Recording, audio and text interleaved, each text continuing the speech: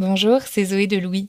Devenir parent, c'est ouvrir la porte vers une nouvelle vie pleine de changements et vers un nouveau rythme qui est parfois compliqué à gérer. Comment continuer à sortir après la naissance de son enfant et comment trouver des lieux appropriés? Evian, l'eau parfaitement adaptée aux besoins d'hydratation des bébés qui soutient ce podcast, a recensé avec l'aide de jeunes parents les adresses idéales à Paris, Lyon et Marseille pour sortir avec ses enfants. Evian soutient les nouveaux parents dans leur mode de vie et leur approche de la parentalité. Un peu comme Fête des Gosses finalement. Merci à Evian pour leur soutien et bonne écoute.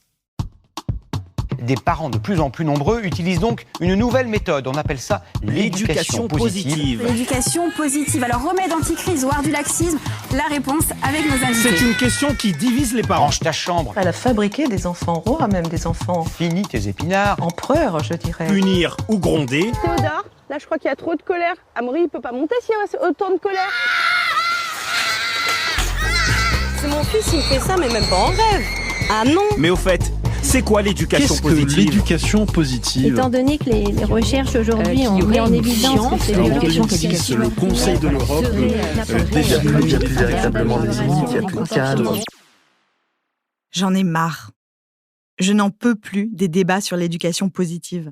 Je suis fatiguée de me fixer des principes éducatifs un jour et de lire le lendemain un article qui m'explique que cette décision, que je trouvais être un bon compromis entre le bien-être d'Abel et le mien, fait de moi une folle coche qui grille le cerveau de son enfant sur une brochette. Encore un matin radieux. Ça me donne envie de vomir. Mais au fait, c'est quoi l'éducation positive? La définition varie selon les auteurs, mais en gros, c'est un mode éducatif basé sur l'empathie, l'écoute des besoins, des émotions et l'établissement d'une relation de confiance entre les parents et l'enfant pour qu'il puisse exprimer son plein potentiel et se développer. Et jusque-là, difficile de ne pas être d'accord. Les défenseurs de l'éducation positive la présentent comme la seule option possible.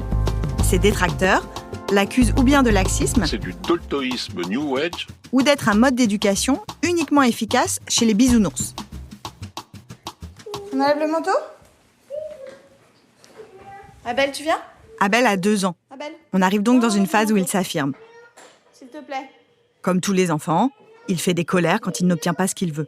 Des colères ou des tempêtes émotionnelles, pour la version éducation positive du vocabulaire. Tu viens? Allez, s'il te plaît. J'ai pesé le pour et le contre. Et j'ai décidé, en accord avec son père, de pratiquer ce qu'on appelle le time-out, au cœur de tous les débats éducatifs en ce moment. Ça consiste, au moment de la crise, à envoyer l'enfant se calmer dans sa chambre pour un temps limité, en général moins d'1 minute. Quand je le fais, je demande ensuite à Abel s'il est calmé. Il dit oui, et on repart à zéro. Et j'étais d'autant plus sûre de mon choix que quasiment le lendemain, dans une interview accordée au Monde, la psychologue Caroline Goldman défendait cette méthode. Génial, je me suis dit. J'ai vraiment bien fait, puisqu'une professionnelle de l'enfance me valide dans mon rôle de parent. Le jour suivant, j'ai cru que mon cerveau allait sauter. Une nouvelle tribune, toujours dans Le Monde, écrite par le philosophe Pierre Vesperini, disait absolument le contraire. Que cette méthode était non seulement violente pour l'enfant, mais en plus inefficace. Dans le même temps, sur Twitter et sur Instagram, on se déchirait entre adeptes de l'éducation positive et défenseurs du time-out, à coups d'études scientifiques et de chiffres sur les violences faites aux enfants. Pour les uns, c'est une pratique humiliante, une violence éducative ordinaire. Pour les autres, une punition moderne sans conséquence. Et ces guerres d'idées m'épuisent. Elles m'épuisent dans la section commentaires des réseaux sociaux, chez la pédiatre ou à la crèche. Parce que le résultat, c'est que j'ai toujours l'impression de mal faire.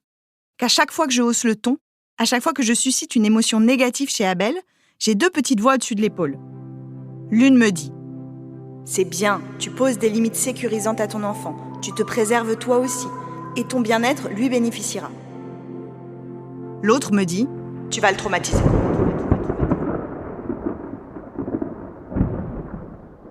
On parle des limites qu'il faut poser ou non aux enfants, mais jamais de celles des parents, de leurs nerfs plus précisément. Est-ce que ne pas être en accord complet avec l'éducation positive fait de vous des mauvais parents? Et pourquoi vous n'arrivez même plus à vous faire une opinion sur la question? Je suis Marine Revol, vous écoutez Fête des Gosses, et cette fois, on va essayer de ne pas vous embrouiller. Fête des Gosses! Fête des Gosses. Fête des gosse.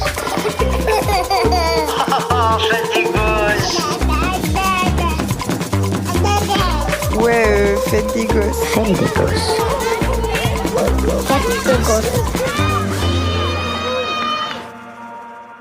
Les principales figures de l'éducation positive en France sont Isabelle Filiosa et Catherine Guéguen.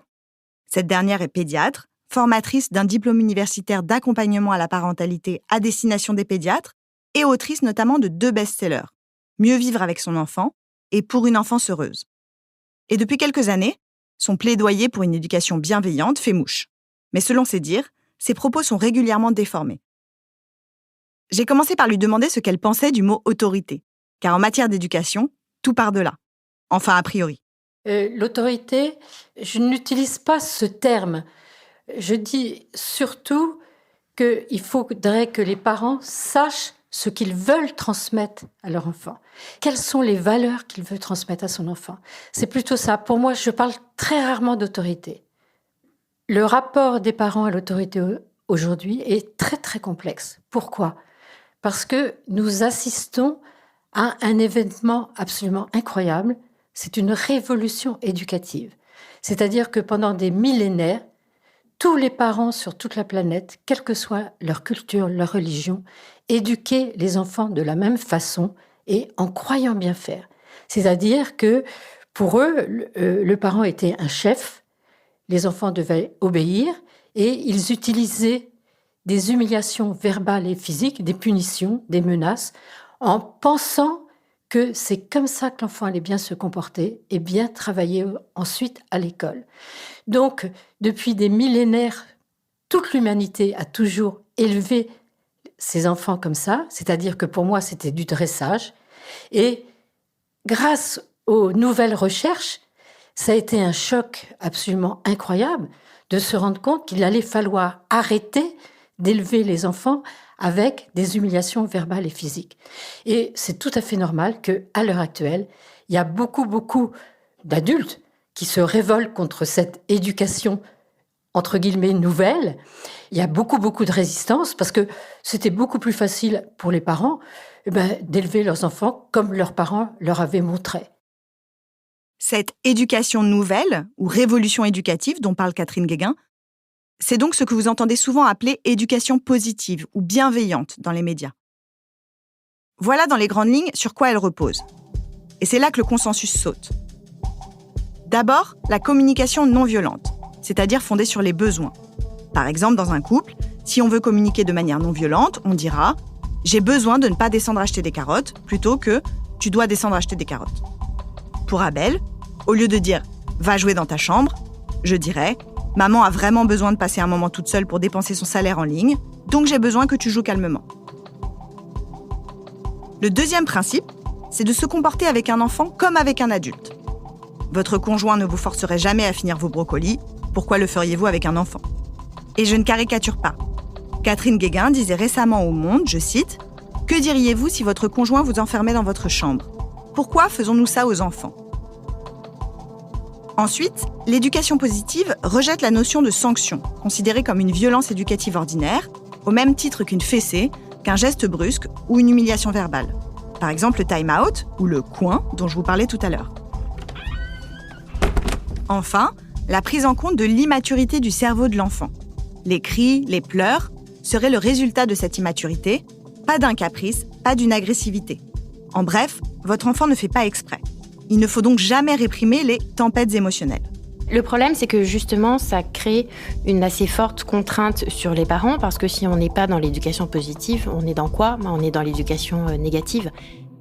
Et ça crée un sentiment de malaise pour les parents qui ont le sentiment de mal faire intuitivement, s'ils ne suivent pas les préceptes de ce courant, et qui vont être quand même très culpabilisés vu la responsabilité qu'on leur fait porter. Alors évidemment, un parent est responsable de son enfant, c'est une évidence, et tout ce qui va être donné à l'enfant durant les premières années de la vie est vraiment déterminant. Mais là, l'éducation positive va pointer le fait que si on ne fait pas attention, on est susceptible d'engendrer des dégâts extrêmement lourds chez l'enfant qui auront des conséquences à très long terme, ce qui est quand même un facteur de stress. Marie Chétrit est ma deuxième invitée. Elle est l'autrice de « Éducation positive, une question d'équilibre ». Mais elle est avant tout immunologiste, spécialiste des maladies infectieuses chez les souris et chez l'homme. Cela fait donc partie de son métier de décortiquer les études. Et il en est tout le temps question quand on parle d'éducation positive, puisque ce courant se réclame des avancées de la science. Alors, ce sont des recherches du début du XXIe siècle. C'est à partir de la lecture d'études scientifiques que Catherine Guéguen a construit sa proposition d'éducation pour les parents. Elles nous disent quoi? Que l'enfant a besoin pour se développer des choses que, en fait, intuitivement, on sait profondément, puisqu'on a tous besoin de ça. On a besoin d'empathie, on a besoin de soutien et d'encouragement et d'affection. Et en fait, quand on y réfléchit, on le sait qu'on a besoin de ça. Et pour moi, ma grande question, c'est, étant donné que nous, adultes, on sait qu'on a besoin de ça, pourquoi on ne faisait pas ça avec les enfants? Je pense que ce qui déroute totalement les parents, c'est ce que les chercheurs m'ont fait comprendre, que le tout petit ne sait absolument pas contrôler ses émotions. C'est-à-dire que dès qu'il est en grande insécurité affective, dès qu'il est en danger, il disjoncte et dans ce cas-là, il peut taper, griffer, mordre, se rouler par terre, jeter ses jouets, déchirer. Et je pense que maintenant qu'on sait que l'enfant ne le fait pas exprès, que au contraire, avoir des émotions très très fortes, c'est une souffrance. Nous, quand on est en colère, quand on pleure, ce n'est pas agréable. Eh bien, lui, il n'a aucun contrôle sur ses émotions. Donc, pour lui, il est complètement envahi par la colère ou par la tristesse ou la peur, parce qu'il a très, très souvent peur. Et donc, si on change notre vision de l'enfant, eh bien, on va avoir de l'empathie pour lui et au contraire de la compassion, du soutien, des encouragements. Et ça, c'est très, très important parce que très souvent, nous, en France, on n'a pas cette habitude d'encourager nos enfants, de les soutenir. C'est-à-dire que quand ils ne se comportent pas comme on voudrait, eh bien, on lui dit « t'es infernal, t'es désobéissant », et puis on le punissait jusqu'à maintenant. Alors que là, on dit « bah oui, ça, je ne suis pas d'accord avec ça, on ne fait pas ceci, on ne dit pas cela, mais je te fais confiance. En grandissant, tu peux apprendre à ne plus dire ça ou à ne plus faire ça. » C'est-à-dire que, vous voyez, c'est toujours le soutien. C'est-à-dire qu'on ne va pas lui mettre d'étiquette en lui disant qu'il est méchant, qu'il est infernal, parce que je l'ai entendu des milliers de fois. On va lui dire, oui, là, je ne suis pas d'accord avec ce que tu dis ou ce que tu fais, mais je te fais confiance. Parce que qu'est-ce qui nous fait progresser, nous, adultes? C'est que quelqu'un nous fasse confiance. C'est-à-dire nous dise, oui, tu es capable de faire ceci, de faire cela. Et c'est ça qui nous fait progresser. Ça ne veut pas du tout dire qu'on va céder. Ça, j'y tiens énormément, parce que en ce moment, beaucoup de gens veulent faire croire que cette éducation, basée sur des recherches scientifiques, c'est du laxisme. C'est absolument le contraire. C'est-à-dire qu'on doit élever l'enfant, c'est-à-dire l'aider à progresser, mais on le fait sans humilier l'enfant verbalement et physiquement. Pour ça, Catherine Guéguen applique à la petite enfance ce qu'on appelle les neurosciences affectives et sociales. Les neurosciences, c'est une discipline scientifique qui a pour ambition et objectif de comprendre le fonctionnement du cerveau. Les neurosciences affectives et sociales, l'un de ses champs de recherche, montrent qu'une relation basée sur l'empathie dès la petite enfance agit de façon bénéfique sur le cerveau.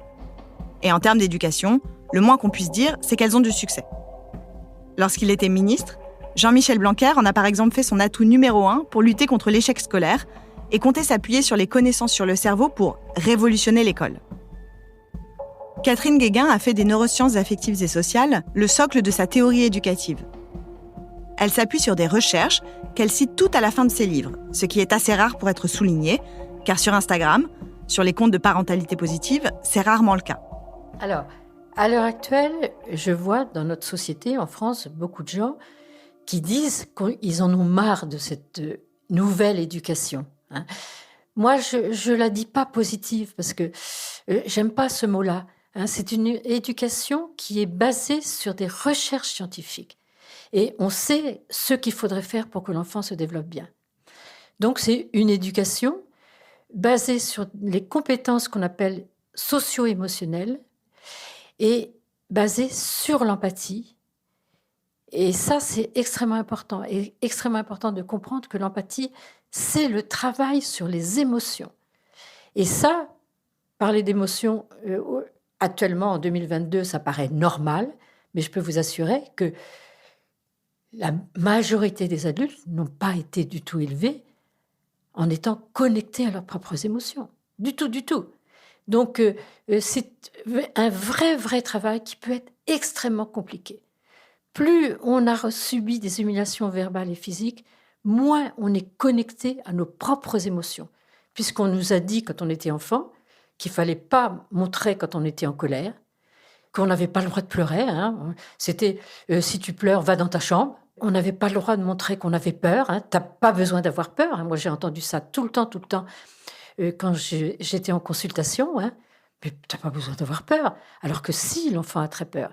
Donc, c'est une éducation qui est basée sur la compréhension de ce que fait les émotions. C'est-à-dire que les émotions nous aident à nous connaître. C'est la connaissance de soi. Donc, il y a tout un travail d'abord de la part des adultes à être reliés à leurs propres émotions. Dire que l'éducation positive est simplement une éducation qui est basée sur des recherches scientifiques et qu'on sait ce qu'il faudrait faire pour que l'enfant se développe bien, c'est une façon de discréditer le camp d'en face. En sous-texte, ça veut dire que si on lit ces études, on ne peut plus être en désaccord avec l'éducation positive. Or, comme l'explique Marie Chétrit, les études, ça se conduit de différentes manières et s'interprète avec des prismes tout aussi variés. Je crois qu'il y a un effet de mode autour des neurosciences qui sont extrêmement appréciées du grand public. Il y a une sorte de neurophilie et de fascination pour toutes ces recherches, avec beaucoup de surinterprétations, d'extrapolations qui ne sont pas forcément pertinentes. Il y a un article qui est paru il y a pas très longtemps qui a démontré que la validité des études qui sont faites par IRM en neurosciences était, en fin de compte, assez faible parce que pour avoir des résultats fiables, il faudrait pouvoir inclure des milliers d'individus dans une seule étude. Or, l'IRM, c'est quelque chose qui coûte extrêmement cher. Donc, quand vous avez des crédits de recherche qui sont limités, vous n'allez pas faire votre étude sur 1000 personnes. Donc, on a beaucoup d'études qui sont faites sur des petits effectifs qui retrouvent des effets, mais quand on groupe toutes ces études, on se rend compte que les effets se tassent et ça vient signifier que tous les résultats dont on peut entendre parler, qui disent les études par IRM ont montré que, bon, en fin de compte, il y aura beaucoup de choses qui seront à prendre avec des pincettes. L'article dont parle Marie Chétrit a été publié en 2022 dans le journal de recherche Nature. Il a été contredit en mars 2023 par une autre étude parue dans la même publication qui affirme qu'il faudrait entre 75 et 500 individus par étude pour que le résultat soit fiable, ce qui, selon Marie Chétrit, reste très supérieur au nombre moyen d'individus inclus généralement dans ce type d'études. Mais au-delà de la taille de l'échantillon, il faut aussi prendre en compte sa nature. Marie Chétrit m'explique que nombre d'études citées par Catherine Guéguen sont en fait réalisées sur des échantillons d'enfants victimes de violences sévères ou sur des animaux, et donc difficilement comparables au stress que peut vivre un enfant au quotidien parce qu'on lui dit de se dépêcher, qu'on hausse le ton ou qu'on l'envoie au coin, tout en lui témoignant de l'affection par ailleurs. Un enfant ayant été victime de violences, comme le souligne Catherine Guéguen, étant en effet fragilisé. Plus on a subi des humiliations verbales et physiques, moins on est connecté à nos propres émotions. Pour Marie Chétrit, ça implique donc une lecture spécifique de ces études. Alors, ce courant s'appuie sur des études qui ont montré les dégâts de la maltraitance sur le cerveau des enfants, sur leur capacité cognitive à long terme, sur leur capacité à gérer le stress ou à exprimer leurs émotions. Donc, il y a eu effectivement beaucoup d'études qui ont analysé l'impact de ce qu'on appelle le early life stress, donc le stress vécu précocement dans la vie, mais qui en fait est de la maltraitance. Donc, maltraitance physique avec des enfants qui sont battus régulièrement, abus sexuels, maltraitance psychique avec des parents qui peuvent être violents verbalement, humilier leurs enfants, les insulter, les rabaisser en public, leur dire qu'ils sont des incapables. Et puis, négligence également. Donc, négligence, ça peut être très large. Ça peut être soit des parents totalement indifférents à leur enfant et qui ne lui apportent pas du tout de nourriture émotionnelle, d'empathie, d'amour, d'attention, ou bien ça peut être de la négligence pour ses besoins vraiment assez primaires en termes de santé, de nourriture et de sommeil. Donc là, il y a vraiment énormément de données qui montrent de manière incontestable les dégâts qui sont générés chez les enfants qui ont subi ce type de maltraitance. Il y a eu aussi beaucoup d'études sur les enfants roumains des orphelinats de Ceausescu, où c'est aussi un sacré niveau en termes de maltraitance. Et puis, il y a aussi beaucoup d'études qui sont faites chez l'animal, dans des modèles de rats et de souris. Et dans ce cas-là, les rongeurs sont soumis à des stress vitaux très intenses. Par exemple, vous allez prendre des bébés rats qui ont quelques jours et vous allez les séparer de la mère pendant 3 heures. C'est le protocole habituel. Vous séparez le raton de la mère pendant 3 heures et ce, 21 jours d'affilée. Donc c'est quand même extrêmement long à l'échelle de la vie d'un rat. Un petit rat qui est séparé de sa mère, ça veut dire qu'il a froid puisqu'il ne peut plus être contre elle. C'est qu'il ne mange plus et donc on ne peut pas comparer l'intensité de ce stress et la durée dans la vie du rat avec un petit stress quotidien chez l'enfant. Il y a aussi des stimulus de stress qui sont par exemple de soumettre un rat à l'odeur de son prédateur qui est le renard, où là c'est vraiment un signal de danger immédiat et de mort imminente. Donc là encore, c'est un stress extrêmement intense et puis on ne peut pas de toute façon calquer une réaction de stress chez l'animal avec une réaction de stress chez l'humain où la psychologie est quand même différente de celle du rat. Faites des gosses. Faites des gosses. Marie Chétrid ne dit pas « laissez pleurer votre enfant sans vergogne » ou « le stress est la fin n'importe peu ». Mais plutôt, ne vous dites pas que s'il pleure quelques minutes, il va développer un stress post-traumatique digne d'un retour d'Irak. Parce que quand on lit correctement les études, ce n'est pas ce qui est écrit. Reste cette question. Comment savoir qu'une étude est fiable ? Si vous voulez les lire vous-même, voilà ce que dit un article de France Info consacré au sujet. Premièrement, vérifiez qu'elle est publiée par une revue crédible. Renseignez-vous donc sur la publication en question. La deuxième chose qu'il faut regarder, c'est la méthodologie. Elle est en général indiquée sous les résultats au début de l'étude. Comment est choisi l'échantillon ? Est-ce qu'il est représentatif ? Comment ont été récoltées les données ? Ensuite, vérifiez que l'étude a été relue et donc validée par des pairs. Et enfin, que les auteurs sont identifiables. Est-ce qu'ils sont connus et spécialistes dans le domaine de l'étude ? Et est-ce qu'ils ont un intérêt à publier le résultat de cette enquête ? Je suis consciente que vous avez autre chose à faire de vos journées que de traîner sur des sites des revues scientifiques. Et aucune Stasi de la parentalité ne vous le reprochera. En revanche, si vous n'êtes pas sûr d'une étude que vous avez lue, le mieux est de ne pas la relayer. Car c'est entre autres ce qui contribue à la désinformation autour de l'éducation positive.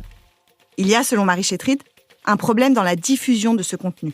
Il y a aussi pléthore d'influenceurs sur les réseaux sociaux qui ont beaucoup plus des profils école de commerce et marketing que psychologues pour enfants, pour l'immense majorité, et qui diffusent des contenus que clairement ils ne comprennent pas ou bien parlent de publications qu'ils n'ont pas lues ou dont ils ont lu l'abstract mais pas les méthodes. Donc ils n'ont pas le recul nécessaire pour pouvoir interpréter correctement les données. Et c'est vrai qu'il y a beaucoup de confusion à ce niveau-là. Comme exemple de méprise sur les études, Marie Chétrid me reparle justement du time-out. Le fait donc d'isoler Abel sur un temps court, le temps que la crise passe. Et en fait, quand on fait la biblio sur le time-out, il est montré que c'est totalement inoffensif, que ça n'a aucune répercussion négative à long terme. Mais il y a une espèce de mythologie là-dessus qui est due à l'interprétation erronée d'une étude. Alors en 2003, une équipe américaine a publié un article dans Science qui décrivait les conséquences de l'exclusion sociale. Donc la chercheuse s'appelle Naomi Eisenberger. Et dans cette étude, elle a recruté des étudiants qui étaient rémunérés pour participer à cette étude et elle leur a fait suivre un petit protocole qui est le suivant. Ces personnes étaient censées jouer au ballon de manière virtuelle dans un petit programme informatique avec d'autres participants. Pendant le jeu informatique, les personnes étaient soumises à une IRM et on enregistrait donc l'activation des zones cérébrales. Au cours du programme informatique, certains participants ne recevaient jamais le ballon, sans savoir pourquoi, de manière complètement aléatoire. Et à l'issue de l'expérience, on leur demandait d'expliquer comment ils se sentaient. Est-ce qu'ils se sentaient puissants ? Est-ce qu'ils se sentaient exclus, invisibles, etc. Et donc les conclusions de cette étude, c'était que les participants qui avaient été ignorés par le programme informatique se sentaient exclus et invisibles et malheureux. Et dans leur cerveau, durant le test, on notait une activation de zones cérébrales proches de la douleur. Voilà, donc c'était une expérience d'exclusion sociale menée, je le répète, sur environ une vingtaine de personnes adultes.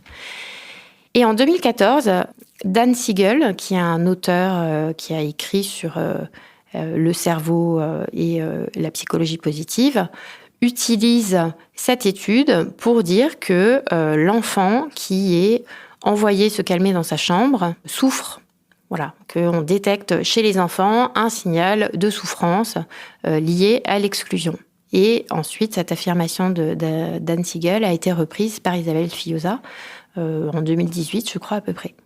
Et donc, c'est devenu, voilà, le time-out est nocif pour l'enfant. Alors que l'étude n'a rien à voir avec la sanction par le time-out, puisque là, on rappelle quand même que dans cet article, ce qu'ont étudié les chercheurs, c'est les effets d'une exclusion totalement aléatoire et injuste, ce qui n'est pas le cas du time-out quand la sanction est appliquée dans un cas bien précis pour apprendre à l'enfant que son comportement n'est pas souhaitable.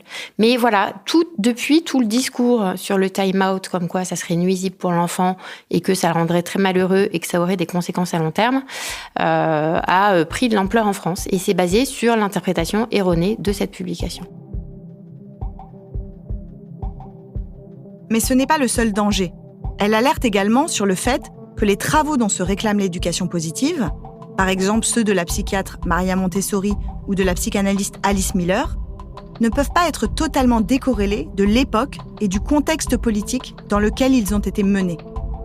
Je crois que c'est les discours de toutes ces femmes et aussi des autres psychologues qui sont intéressés à l'enfance au cours du XXe siècle, ils sont quand même inscrits dans un contexte et une époque. Elle aide l'enfant dans son activité, mais ne le trouble pas, le laisse faire. Par exemple, Maria Montessori, elle s'est intéressée aux enfants des rues. C'est ça la base de sa pédagogie. Une vraie éducation, parce que justement, l'enfant devient plus intelligent. C'est des enfants qui vivaient dans la rue, qui n'avaient aucune éducation. Donc c'est à eux qu'elle s'est intéressée. L'éducation, c'est de ne pas trop gêner Françoise Dolto, l'évolution d'un enfant. Elle parle dans le contexte post-68, donc après des décennies d'éducation quand même assez autoritaire, où les enfants n'étaient pas écoutés et où un enfant était une petite chose qu'on élevait comme ça, mais qui n'avait pas vraiment de vie intérieure. Ils ont sommeil, ils dorment, ils n'ont pas sommeil, ils dorment pas, ça n'a aucune importance, pourvu qu'ils laissent tranquilles les parents à partir d'une certaine heure. Die Zerstörungswut des Menschen ist bis jetzt Alice Miller, elle a été très marquée par la guerre et par la Shoah, ce qui explique son refus de toute autorité, et elle dit même que l'éducation est un besoin de l'éducateur. Donc ça va quand même très loin, mais c'est lié à son vécu et au fait qu'elle a assisté au totalitarisme. Donc on ne peut pas désolidariser les discours de tous ces pédagogues ou psychologues du contexte d'une époque, parce qu'on retire la signification à leur discours en ce sens-là. Selon Marie Chétrit, la conséquence de cette décontextualisation et de la grande foire aux études plus ou moins pertinentes, c'est qu'il n'y a plus de différence de degré entre les violences. On met tout au même niveau, et tout est violence éducative ordinaire.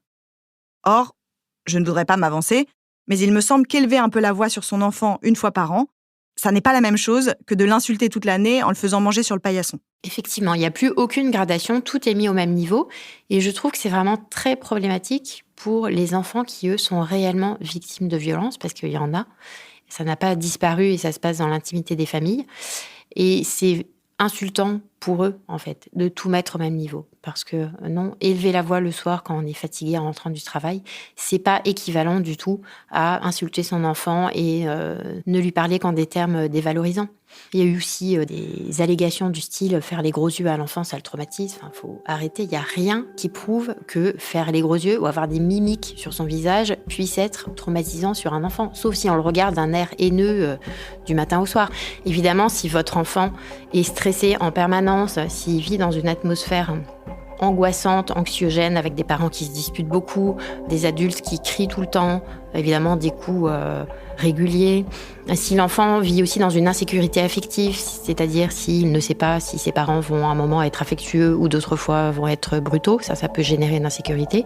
Et enfin, il ne faut pas oublier que un des premiers stress, celui qui est le mieux caractérisé en termes de nuisance pour les enfants, c'est le stress économique et social. Donc c'est la précarité économique. Ça a vraiment un rôle très délétère et c'est un facteur de stress extrêmement important.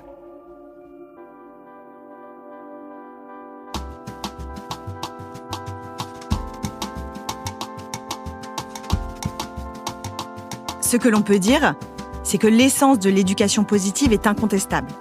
Écouter son enfant, prendre en compte ses émotions, le considérer comme une vraie personne. Ça n'est pas un petit être à modeler pour qu'il présente bien dans les dîners, mais un sujet avec sa personnalité propre.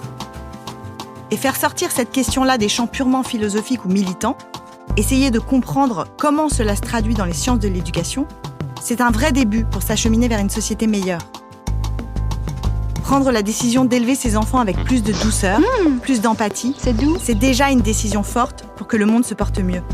Même si cela implique que votre enfant ne ressemble pas toujours à un personnage des triplés. En revanche, autorisez-vous à prendre de la distance avec les études et la littéralité des enseignements. À ne pas culpabiliser dès qu'une larme perle sur les cils de votre enfant. Ça ne va pas lui griller le cerveau et ça ne fait pas de vous de mauvais parents. Et si vous faites en sorte d'être vous aussi plutôt serein, en dormant bien, en sortant, en lâchant prise quand c'est possible, et donc en n'ayant pas envie de lui hurler dessus en rentrant, il en bénéficiera. Une fois qu'on a dit ça, si on a quand même envie d'être plus proche des recommandations de l'éducation positive, sans y laisser sa peau, comment on fait ? Est-ce que c'est possible de faire ça sans finir avec les murs repeints au ketchup ? Et d'ailleurs, est-ce que dans l'éducation positive, le ketchup est toujours autorisé ? C'est ce qu'on va voir dans notre deuxième volet sur l'éducation positive.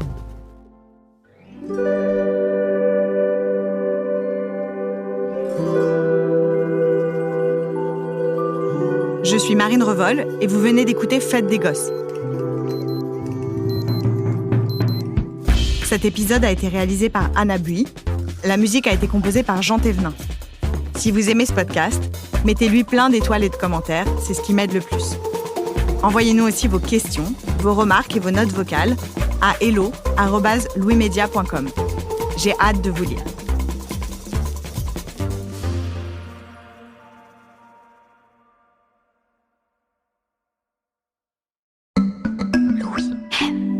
Louis aime. Bonjour, c'est Nina de Louis. Si vous cherchez un film à voir au cinéma en famille, je ne peux que vous conseiller Sirocco et le royaume des courants d'air de Benoît Chieux. Très inspiré par l'animation japonaise, le réalisateur nous plonge dans un univers coloré aux allures de Miyazaki qui plaira aussi bien aux petits qu'aux grands. On y suit les aventures de Juliette et Carmen, deux sœurs intrépides de 4 et 8 ans. Ensemble, elles se retrouvent emportées dans le royaume des courants d'air, leur livre préféré.